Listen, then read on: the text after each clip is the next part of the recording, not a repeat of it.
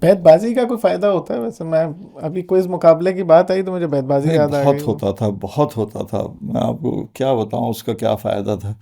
اس سے جو ذوق بنتا ہے نا، ایک تو شوق پیدا ہوتا ہے، اور اچھا، شعر خود بخود یاد نہیں رہتے، مطلب آدمی آپ کوشش کریں نا کسی سے کہ بیت بازی میں حصہ لینے کے لیے میں آپ 100 شعر یاد کر لوں،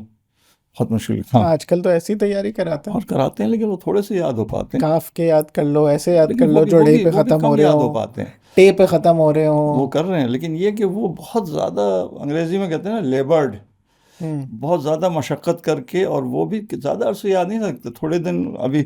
کل کوئز ہے، پرسوں کوئز ہے، تو آج بیٹھ کے کچھ یاد کر لیے، پھر بھی بہت زیادہ نہیں ہو پاتے۔ شعر تو اصل میں یاد ہوتا ہے،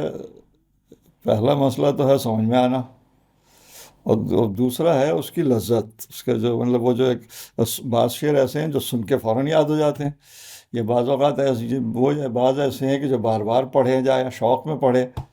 اور اس کی وجہ سے یاد ہو گئے۔ وہ یہ تھا کہ جو شعر پڑھتے تھے ان کو مطلب لطف آتا تھا اس کا، تو اس کی وجہ سے، اور پھر وہ شاعری کا یہ کمال ہے کہ وہ الفاظ کی ترتیب ایسی ہوتی ہے کہ وہ یاد رہ جاتی ہے۔ بیت بازی جو ہے وہ شعر کے ذوق کی آبیاری، اس انسان کو جو لوگ بیت بازی میں حصہ لیتے تھے انہیں شعر کا شوق ہوتا تھا اور ذوق پیدا ہو جاتا ہے، اور اس کے بعد مزید پڑھنے کی خواہش۔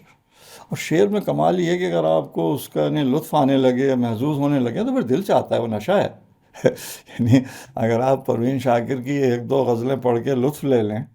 تو آپ کو دل چاہے گا کہ میں کلیات لے کے آتا ہوں اور پڑھوں گا بیٹھ کے سکون سے۔